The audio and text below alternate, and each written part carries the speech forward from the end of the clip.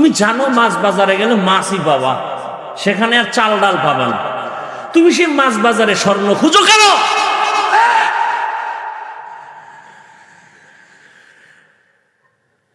তুমি চালের দোকানে চাল পাবা, কিয়ামত পর্যন্ত স্বর্ণ পাবা না। কোন ধান্দায় তোমাকে সেখানে পাঠাইলো যে চাল বাজারে স্বর্ণ পাওয়া যায়? কে বলেছে? আর তুমি বোকার মতো দৌড়াচ্ছ।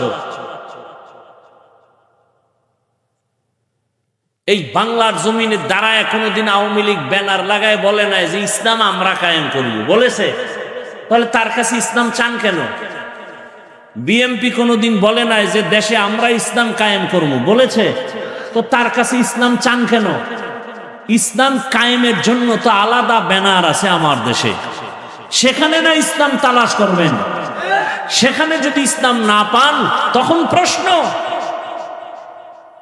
অন্যদিকে ইসলাম তালাশ করলে তো আমও যাবে, সালাও যাবে।